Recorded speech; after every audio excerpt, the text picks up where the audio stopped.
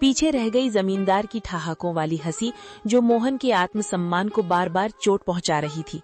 पर मोहन को नहीं पता था कि इस अपमान के बाद ही उसकी किस्मत का जादुई दरवाजा खुलने वाला था। जमींदार ने मोहन को धक्के देकर निकाल दिया था। मोहन हताश होकर लौट रहा था, तभी झाड़ियों से कराहने की आवाज आई। अरे, ये नन्ही से चिड़िया, इसके पंख तो खून से सने हैं। कितना तड़प रही है ये। लगता है किसी बेरहम शिकारी का तीर इसकी रूह को छूकर गुजरा है। मोहन चिड़िया को हथेली पर उठाता है। चिड़िया कांप रही है। छोटी सी जान, तू क्यों रोती है? तेरा तो कोई घर भी नहीं जिसे जमींदार छीन ले। देख, मेरे पास तुझे खिलाने के लिए दाना तो नहीं है, पर ये पानी की आखिरी बूंदे तेरे नाम। मेरी प्यास से बड़ी तेरी जिंदगी है। मेरी धोती का ये टुकड़ा शायद तेरे घाव ना भर पाए, पर तेरी तड़प को थोड़ा आराम तो दे सकता है। मोहन अपनी फटी कमीज का कोना फाड़ता है और बड़ी कोमलता से चिड़िया की पट्टी करता है।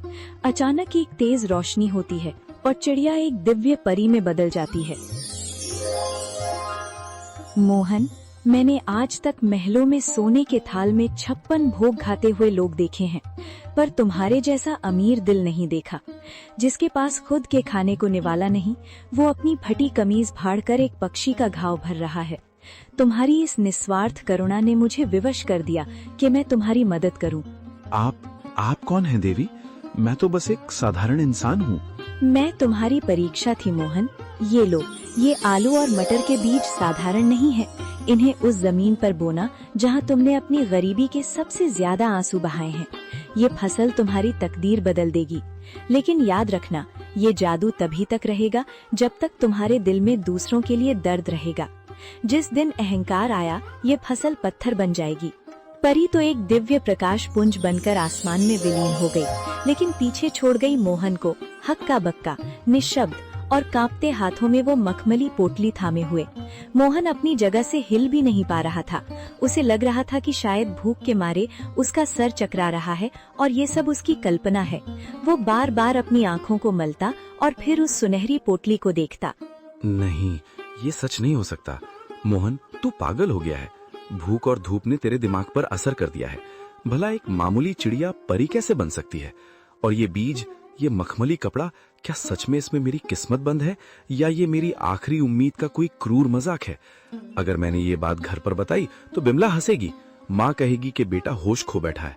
पर ये पोटली, इसका स्पर्श कितना कोमल है, जैसे किसी ने रूह को सहला दिया हो।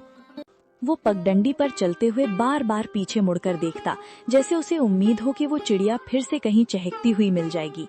उसके मन में डर और उम्मीद की एक जंग चल रही थी। पैर थक कर भारी हो रहे थे, पर दिल की धड़कनें किसी अनहोनी की आहट से तेज थीं। मोहन जैसे ही घर पहुंचा, उसने देखा कि दीपक आंगन में मिट्टी से खेल रहा है और बिमला चूल्हे के पास बैठी सूखी लकड़ियां बटोर रही है। मोहन का चेहरा उतरा हुआ था, पर आंखों में एक अजीब सी चमक थी। मोहन, आ गए तुम? क्या हुआ? जमींदार ने कुछ दिया? तुम्हारे हाथ खाली क्यों हैं? और तुम ऐसे कांप क्यों रहे हो, जैसे कोई डरावना सपना देख लिया हो? बिमला, माँ, जल्दी इधर आओ। आज जो हुआ, अगर मैं अपनी आंखों से न देखता तो कभी यकीन न करता। मैं पागल नहीं हुआ हूँ, पर आज कुदरत ने मुझसे बात की है।